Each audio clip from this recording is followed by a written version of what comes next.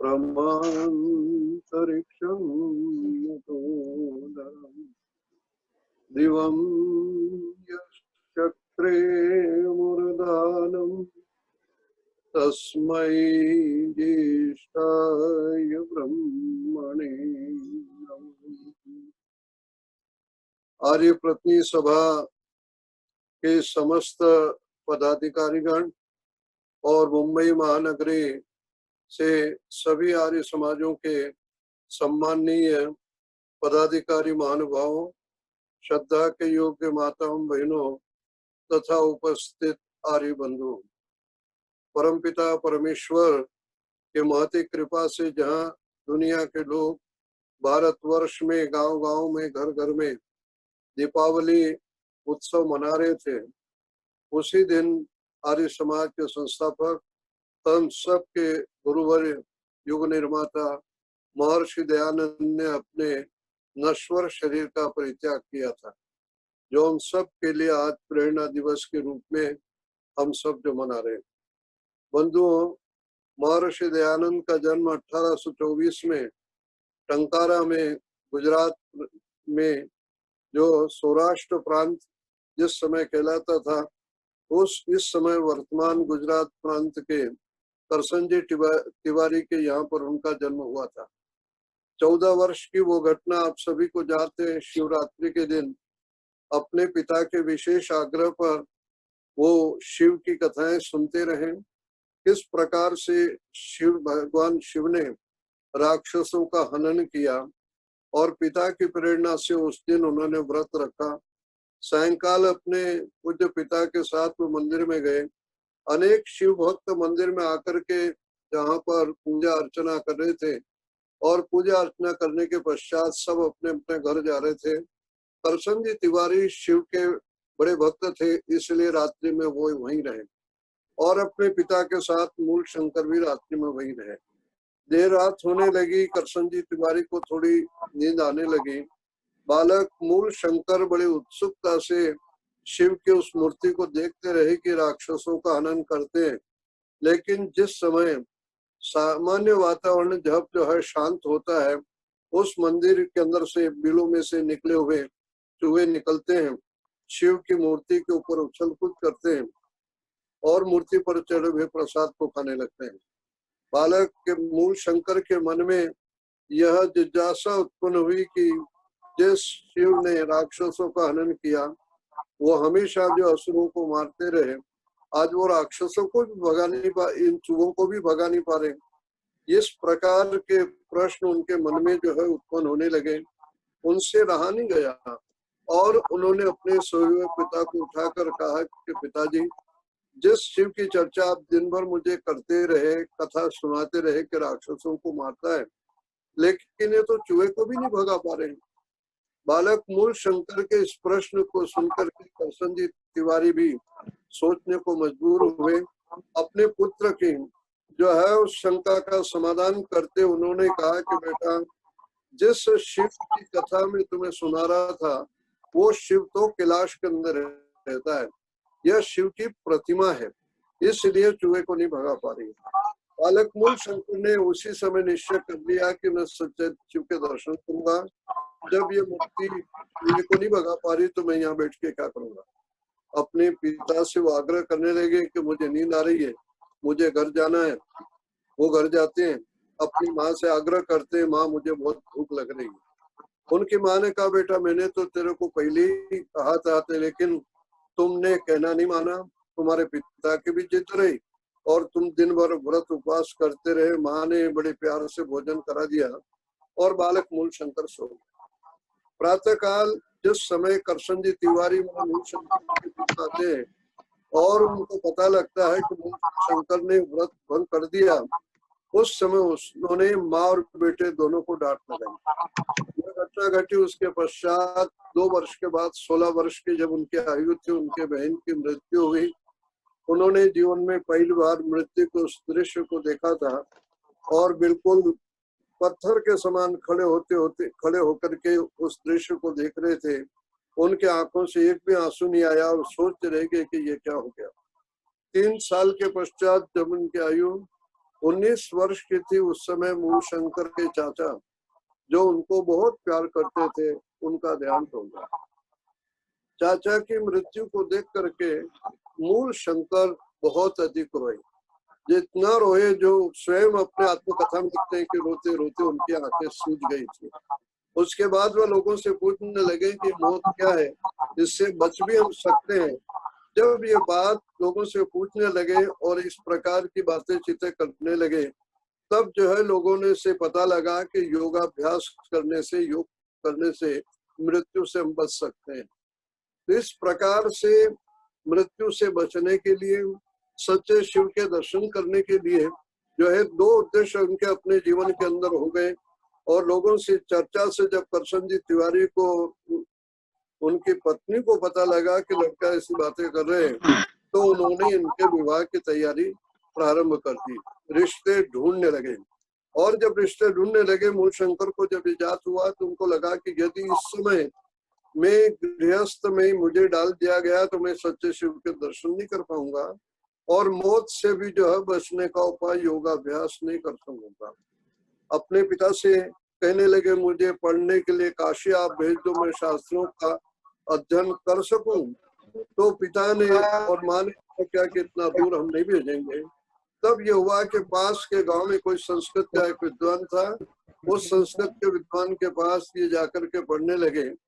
और जब 2 साल हो गए और यलबगा के सगाई की तैयारियां लगभग हो रही है और विवाह यथाशीघ्र हो जाएगा, लगभग 21-22 वर्ष की अवस्था में मूल शंकर ने इन 2 उद्देश्य के लिए घर का त्याग कर दिया, और इन 2 उद्देश्यों की प्राप्ति के लिए वह घर छोड़ करके चलती है।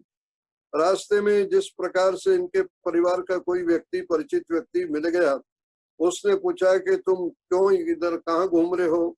तो सरल स्वभाव मूल शंकर ने कह दिया कि मैंने जो है शिव के दर्शन करने के लिए, योगाभ्यास करने के लिए घर छोड़ दिया है। उस व्यक्ति ने उनके घर पर मैंने करशन जी तिवारी तक के समाचार पहुंचा दिया, और कहाँ जा रहे हो तो ये भी उन्होंने बता दिया सरल स्वभाव कि मैं शिव के मेले में जा रहा हूँ। वहाँ अनेक योगी साधु महात्मा आएंगे, उनके उपदेश और प्रवचन को सुन करके मैं योगाभ्यास और मौत से बचने का जो मुख्य प्रयत्न है उसको करूंगा, सच्चे शिव का दर्शन करूंगा। उस परिचित व्यक्ति ने मूल शंकर के पिता को, मैंने करशन जी तिवारी को बता दिया। करशन जी तिवारी अपने आरक्षित दल के लोग, मैंने पुलिस वालों को लेकर, क्योंकि वो राजकीय अधिकारी थे, उनको लेकर के उस मेले में आ गए। इस प्रकार से उससे पूर्व सिद्धपुर आने से पहले सियाला कोई गांव पड़ता है, वहां पर एक ब्रह्मचारी से इन्होंने नैष्ठिक ब्रह्मचर्य की दीक्षा ले ली थी और अपना नाम शुद्ध चैतन्य रख लिया था। ब्रह्मचारियों को, नैष्ठिक ब्रह्मचारियों का परिवेश उन्हें वस्त्र धारण कर लिए थे, हाथ में कमंडलू जैसे तुम्बा कहते वो भी था। और इस प्रकार से सिद्धपुर के मेले में साधुओं के बीच बैठे हुए थे। इनके पिता ढूंढते ढूंढते सिद्धपुर के मेले में उस स्थान पर ये आ गए और आकर के जो है मूल शंकर को ढूंढ लिया। करशन जी तिवारी ने इनको बहुत डांटा फटकारा और बहुत जो है कोप से, जो है बुरे शब्दों में इनको बहुत सारे भले इन्होंने इस बात को स्वीकार किया कि पिता के कोप से बचने के लिए मैंने झूठ बोला कि पिताजी मैं तो परेशान हो गया था, माँ की मुझे बहुत याद आ रही थी, मैं स्वयं भी घर आना चाहता था। इस प्रकार इनके पिता ने वो जो लंबा था कमंडल जैसा और सामान्य जो गृहस्थी के मूल शंकर ने एक बात कही कि मेला 3 दिन में खत्म होने वाला है, आप 3 दिन और मुझे सुनने दो, दक्षिणा नौजवान जो बालक है, नौजवान चलने को तैयार है, ये घर करने को तो चलो भेजा। उन्होंने आरक्षित दल के लोगों को, पुलिस वालों को उनके लगा दिया और कहा कि तुम छाया की तरह इसके साथ रहना, 1 मिनट भी इसको मत करना।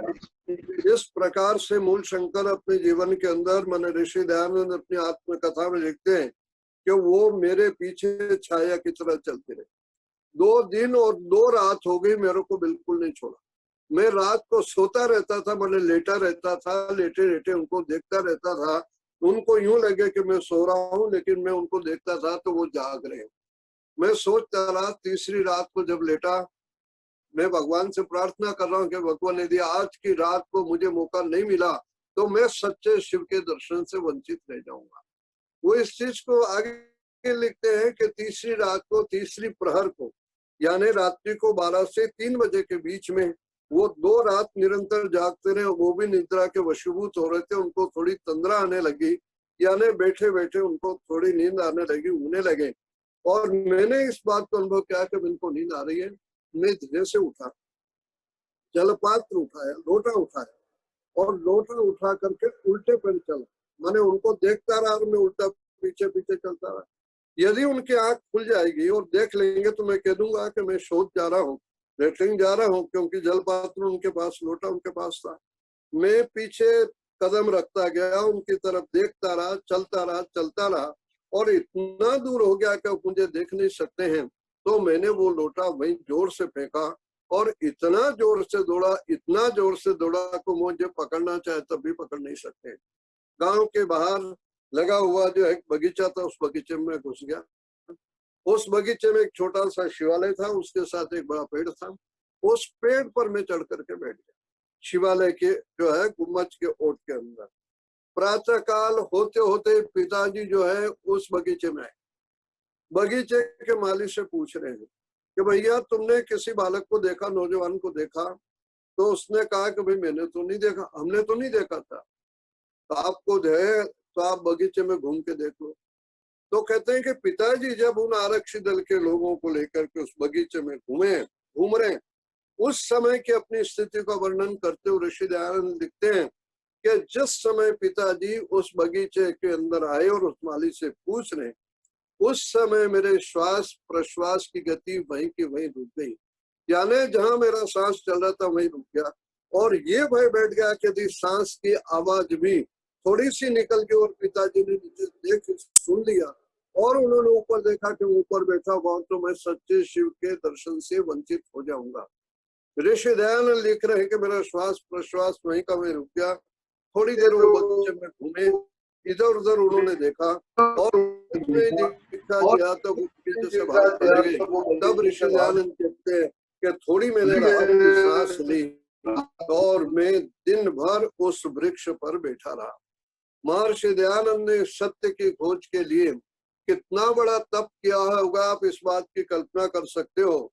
ऋषि दयानंद उस समय की घटना का उल्लेख करते हुए क्या लिखते हैं कि मैं दिन भर उस पेड़ पर बैठा, न भूख और प्यास ने मुझे सताया, न मलमूत्र के वेग ने मुझे बाध्य किया।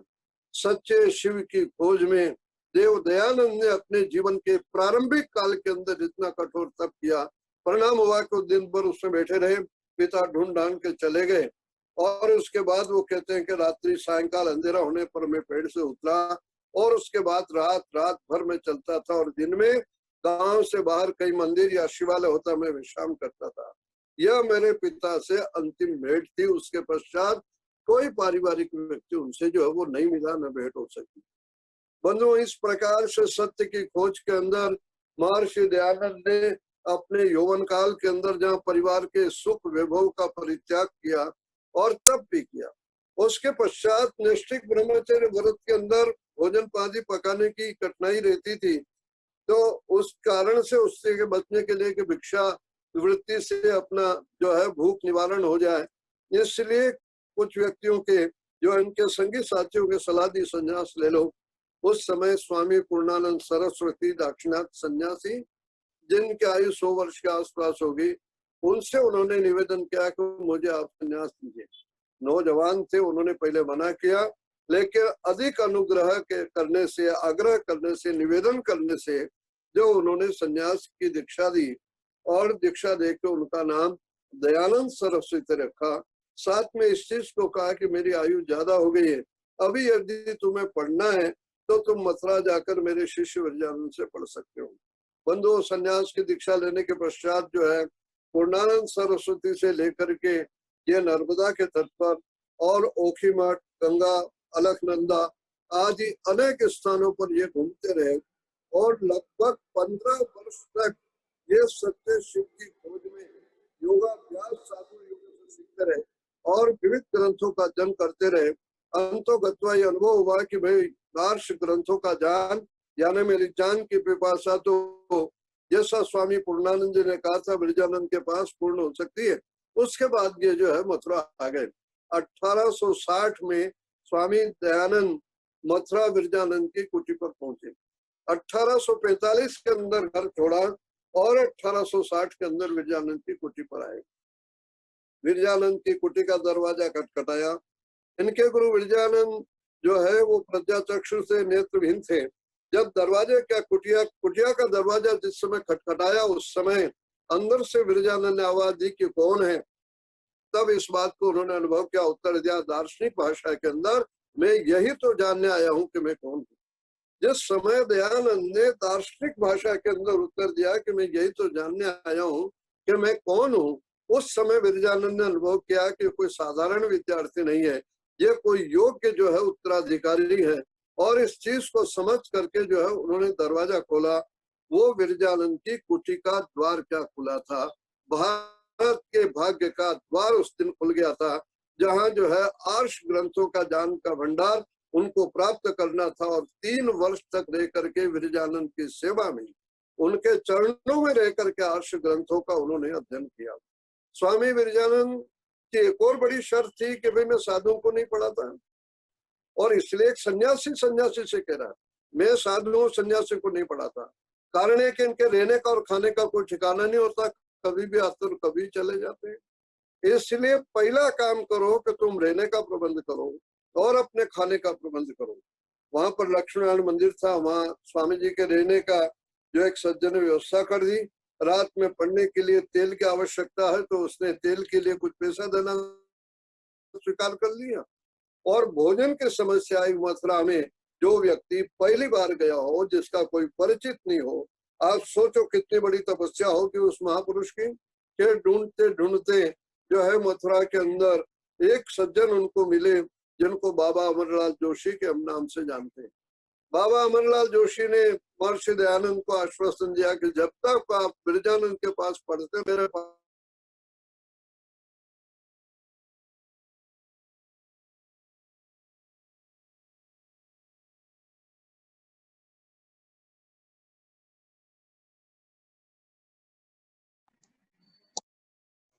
आपका म्यूट हो गया है शास्त्री जी, दोबारा जरा अनम्यूट कर लीजिए।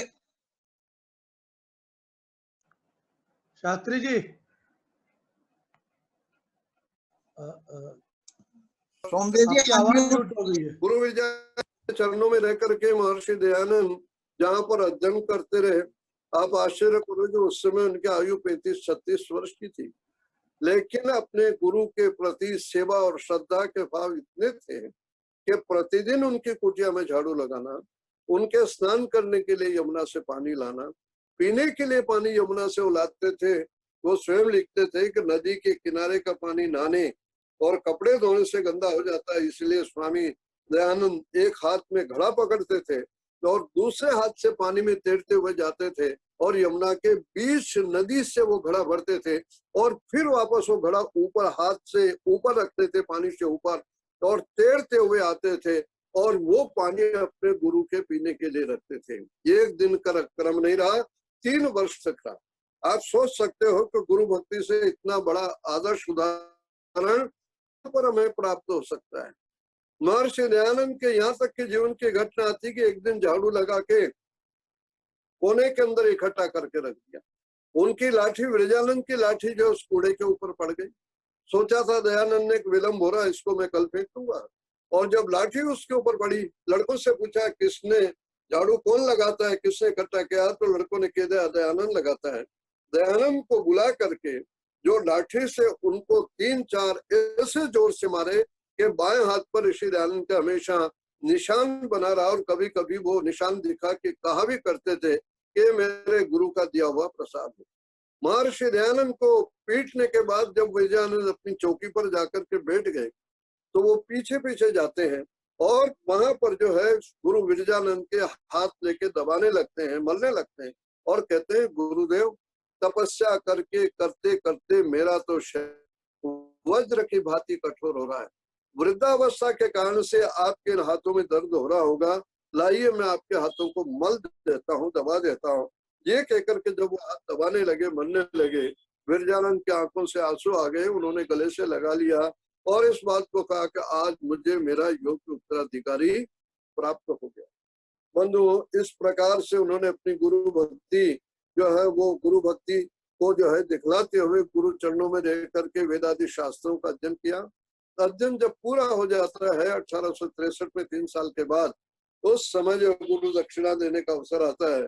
भारतीय परंपराओं के अंदर गुरु को विद्या पूर्ण होने के बाद गुरु को भेंट दी जाती है, गुरु दक्षिणा दी जाती है। जब गुरु दक्षिणा के लिए, क्योंकि गुरु विरजानंद को लोग अच्छे लगते थे, लोगों से कुछ पैसा मांगा, लोग खरीदे और लोग लेकर के जब विरजानंद के चरणों में उपस्थित हुए, तब विरजानंद ने कहा, दयानंद मुझे तुमसे सांसारिक दक्षिणा नहीं चाहिए, मुझे तुमसे सांसारिक दक्षिणा नहीं चाहिए। आप सोच सकते हो कि गुरु दक्षिणा देने से पहले दयानंद के मन में क्या विचार थे, क्या प्रोग्राम थे, कहाँ जाना था, क्या करना था, वो सब उनके साथ जो है इतिहास के पन्नों में वैसा का वैसा ही रहेगा। जब विरजानंद ने ये डिमांड रख दी कि मुझे जो है ये नहीं चाहिए, तब महापुरुष दयानंद ने कहा था, गुरुदेव शरीर का रोम रोम आपका ऋणी है, सेवक चरणों में बैठा है, आदेश कीजिए मुझे क्या करना है। आप सोच सकते हो, दयानंद इस बात को कह रहा है कि शरीर का रोम रोम आपका ऋणी है, सेवक चरणों में बैठा है, आप बोलिए मुझे क्या आदेश है मेरे लिए। तब विरजानंद ने कहा था, दयानंद मुझे तुम्हारा जीवन चाहिए। इतनी बड़ी डिमांड गुरु ने की, मुझे तुम्हारा जीवन चाहिए। तब उस समय दयानंद ने कोई सोचा विचारा नहीं और तुरंत कहा, तथास्तु, यह समर्पित है जीवन आपके लिए। तब विरजानंद ने कहा था कि अपने जीवन को वेद आदि ग्रंथों के और आर्ष ग्रंथों के प्रचार और प्रसार में लगाओ। लोग ईश्वर के नाम पर, धर्म नाम पर अनेक प्रकार के पाखंड अंधविश्वास में भरे पड़े हैं। महर्षि दयानंद को विरजानंद ने आर्ष और अनार्ष के भेद को बतलाया और किस प्रकार से हम आर्ष ग्रंथों का प्रचार कर सकते, आर्ष ग्रंथों में जो मिलावट हुई उससे किस प्रकार से निकल सकते और धर्म ईश्वर का सही स्वरूप जो हम किस प्रकार से रख सकते हैं। गुरु विरजानंद को ऋषि दयानंद ने जो वचन दिया उसको उन्होंने जीवन भर निभाया। गुरु से विदा ली और विदा लेने के पश्चात वो जो मथुरा से आगरा चले गए, 3 वर्ष तक वहां पर स्वाध्याय, साधना और चिंतन करते रहे और जो है अपने प्रचार प्रसार का कार्यक्रम महर्षि दयानंद ने जो बनाया। महर्षि दयानंद ने इस बात का भी अनुभव किया था कि जब तक व्यक्ति के जीवन में ईश्वर की उपासना नहीं होगी, उसका जीवन जो है वो ठीक प्रकार से बन नहीं सकता, वो जीवन में पाप और बुराई से बच नहीं सकता। इसलिए पहली पुस्तक महर्षि दयानंद ने संध्या के बारे में, संध्योपासना के बारे में उस समय लिखी थी, प्रकाशित करा थी। 30,000 प्रतियां उस समय छपाई और बंटवाई थी, लोगों को प्रेरणा देते थे। 1866 तक यहाँ पर 3 साल रहे। 1866 में अजमेर गए और अंग्रेज अधिकारी से गो हत्या के विरोध के अंदर जो है उस गो हत्या बंद करने का आग्रह किया, हस्ताक्षर अभियान चलाया। 1867 के अंदर महर्षि दयानंद जो है कुंभ के मेले में हरिद्वार जाते हैं, पाखंड खंडनी पताका गाड़ते हैं और धर्म के नाम पर, ईश्वर के नाम पर जितना पाखंड फैला हुआ था उसका पुरजोर खंडन करते हैं। महर्षि दयानंद ने इस बात का अनुभव किया कि इसके लिए मुझे और तप और साधना करनी पड़ेगी। सर्वम वे पूर्णम स्वाहा कहते हुए उनके पास जो भी सामान था सबको उन्होंने वितरित कर दिया और एक जो विरक्त अवस्था के अंदर विचरण प्रारंभ किया। और उसके बाद इस बात को अनुभव किया कि जब तक काशी जाकर के काशी के पंडितों को शास्त्रार्थ के लिए चुनौती नहीं दी जाएगी, तब तक जो है प्रचार प्रसार में गति नहीं आएगी। महर्षि दयानंद 1869 के अंदर काशी गए और महाराजा काशी नरेश से मिले और काशी नरेश से आग्रह किया कि मैं काशी के पंडितों से शास्त्रार्थ करना चाहता हूं कि वेदों में मूर्ति पूजा नहीं है। महाराजा काशी नरेश ने काशी के पंडितों को बुलाया और बुलाकर कहा कि स्वामी दयानंद तुमसे शास्त्रार्थ करना चाहते हैं। काशी के पंडितों ने महाराजा काशी नरेश से कहा कि स्वामी दयानंद विरजानंद का शिष्य है और विरजानंद का शिष्य होने से वेदों के प्रमाण मांगता है, वेदों से प्रमाण ढूंढने के लिए हमको 15 दिन का समय दिया। आप सोच सकते हो काशी की पंडित मंडली एक योद्धा से शास्त्रार्थ समर के अंदर जो है कूदने से पहले महाराजा से गिड़गिड़ा रही है कि हमको 15 दिन का समय दो कि उसका मुकाबला करने की हम तैयारी कर सकें। जिस काशी को विद्या का गढ़ माना जाता रहा है, आज भी माना जाता है, जहाँ व्याकरण के, दर्शन के, निरुक्त के, साहित्य के विविध विषयों के आचार्य और पंडित विद्यमान है, जहाँ पर स्वामी विशुद्धानंद और बाल शास्त्री जैसे विद्वान उपस्थित है, वो भी 15 दिन का समय माने। फिर 15 दिन के पश्चात शास्त्रार्थ होना निश्चय होता है। महाराजा काशी नरेश के अध्यक्षता में शास्त्रार्थ होता है। काशी नरेश के अध्यक्षता में शास्त्रार्थ होना है। 27 पंडित काशी के माने हुए थे, ऋषि दयानंद अकेले एक तरफ थे। उस समय स्वामी जी के किसी परिचित सन्यासी ने ऋषि दयानंद से कहा था कि स्वामी जी उधर बहुत पंडित रहेंगे, आप अकेले रहोगे, आपका सहयोग के लिए कोई 1-2 पंडित यहाँ से ढूंढे जाए जो आप प्रमाण बोलो के निकाल के पुस्तक से देते रहेंगे। महर्षि दयानंद ने परमात्मा के प्रति अटूट आस्था और विश्वास प्रकट करते हुए कहा था, स्वामी गिरी परमात्मा एक है, सत्य एक है और दयानंद भी एक है, दयानंद को दूसरे की आवश्यकता नहीं है। और परिणाम हुआ है कि वो 27 के 27 पंडित महर्षि दयानंद के प्रश्नों का उत्तर नहीं दे सके और पराजित हुए। महर्षि दयानंद ने जब एक पंडित से पूछ लिया कि धर्म के लक्षण बताओ, वो धर्म के लक्षण नहीं बता सका। धर्मशास्त्र को जानने वाले बाल शास्त्री तुरंत आगे आके बैठते, कहा कि मैंने धर्मशास्त्र पढ़ा, मैं बताता हूँ आपके धर्म के लक्षण। महर्षि दयानंद ने कहा कि आप अधर्म के लक्षण बताओ। बाल शास्त्री ने जिंदगी में नहीं सोचा होगा कि कोई अधर्म का लक्षण नहीं पूछ सकते, वो दाएं बाएं देखने लगे और उठ करके पीछे चले गए। आप सोच सकते हो कि गुरु की भक्ति का और गुरु के आशीर्वाद का प्रभाव रहा कि दयानंद के सामने एक भी पंडित टिक नहीं सका। और उस समय जो लाहौर से निकलने वाला अखबार हो, कलकत्ता से हो, बंबई से हो या बनारस से हो, सब में दयानंद की प्रशंसा और उनकी जीत की चर्चा निकली और दयानंद का व्यक्तित्व विश्व स्तर पर छा गया। देश विदेशों में महर्षि दयानंद की प्रशंसा होने लगी। महर्षि दयानंद के व्यक्तित्व को देख करके कलकत्ता के ब्रह्म समाज के नेताओं ने महर्षि दयानंद को आमंत्रित किया। 1872 में महर्षि दयानंद कलकत्ता गए। केशव चंद्र सेन, देवेंद्र ठाकुर, साथ में ईश्वर चंद्र विद्यासागर आदि अनेक विद्वान उस समय वहां पर उपस्थित थे। केशव बाबू ने उस समय महर्षि दयानंद से आग्रह किया था, स्वामी जी आप संन्यास अवस्था में रहे, जंगलों में, नदी के किनारे, आश्रमों में रहे, आप कपड़े नहीं धारण करते रहे, आप सभा सोसाइटी में अनेक माताएं बहनें रहती है, इसलिए मेरा अपना निवेदन है कि आप वस्त्र धारण किया करो।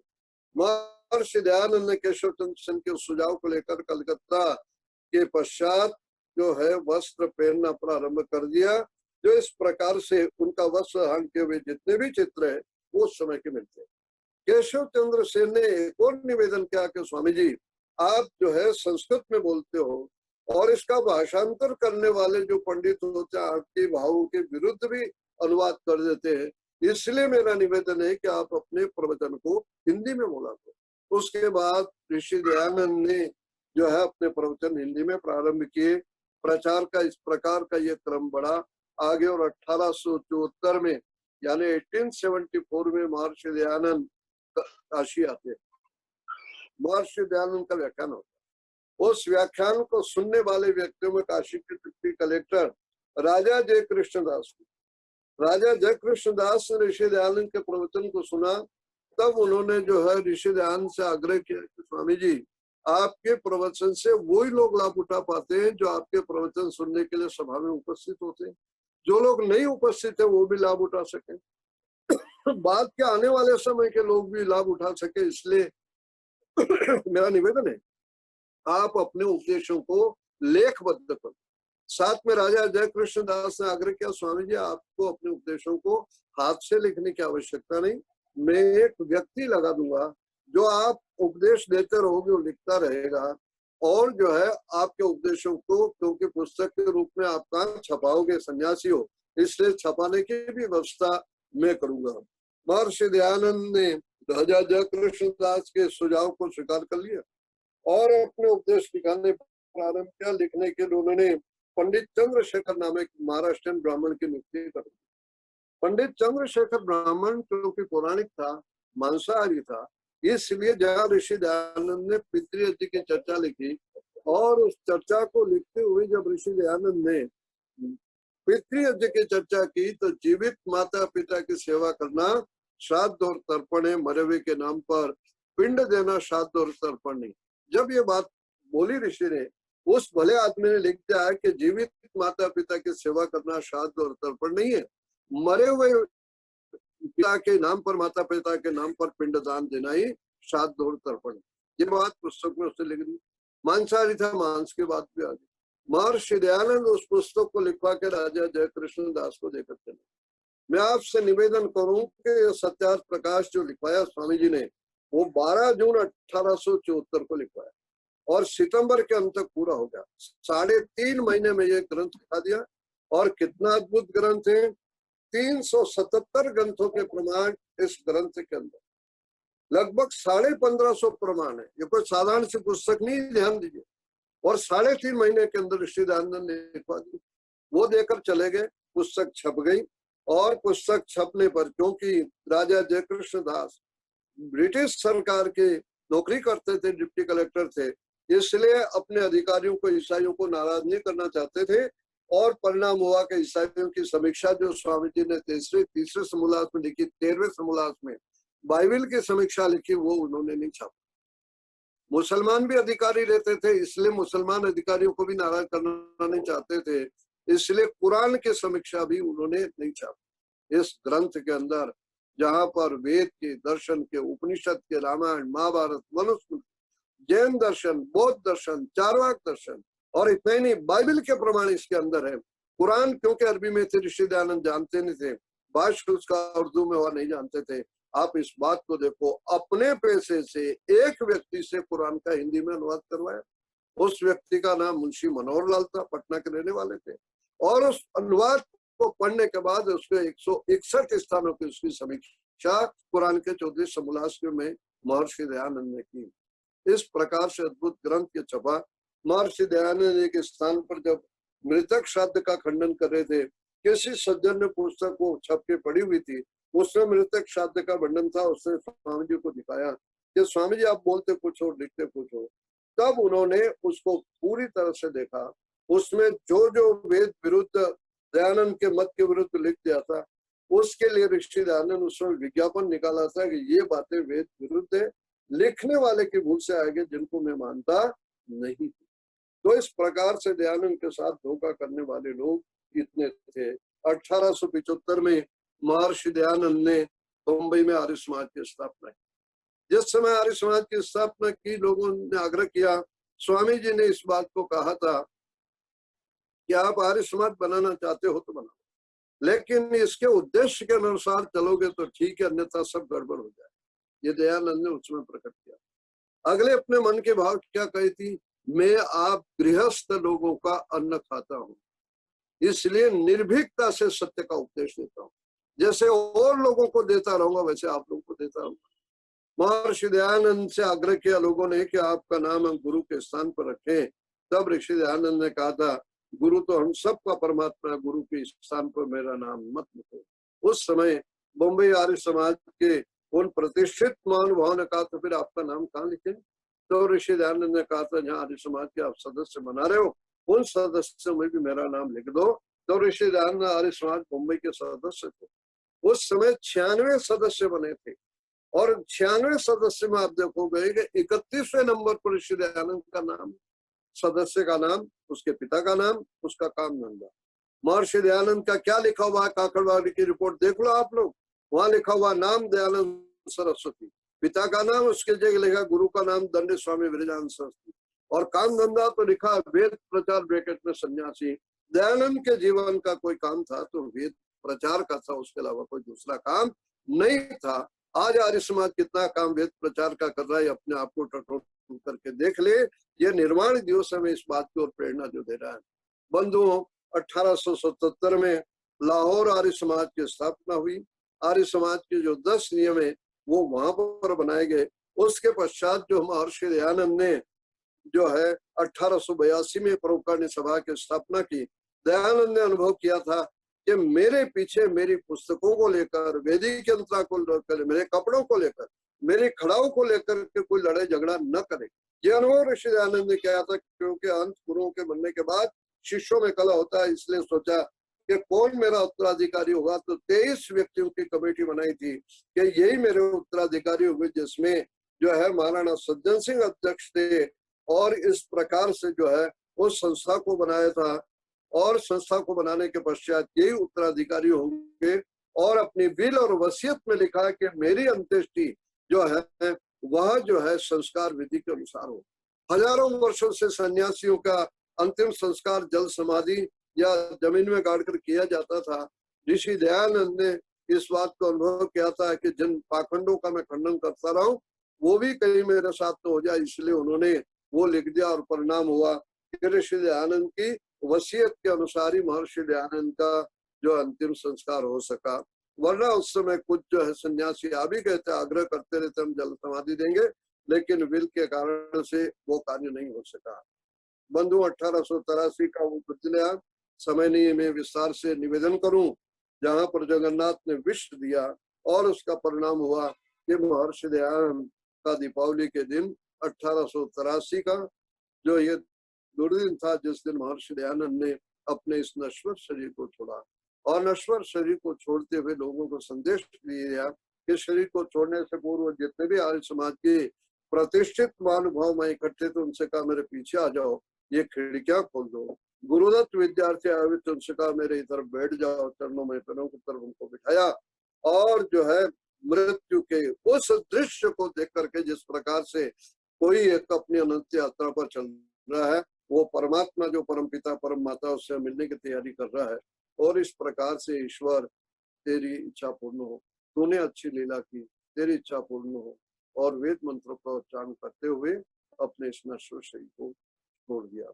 महर्षि दयानंद ने अंतिम समय में हम सबको अपने पीछे खड़ा किया था, जो आज प्रेरणा दे रहा है कि दयानंद के उन कार्यों को हम बड़ी श्रद्धा और भक्ति से करें।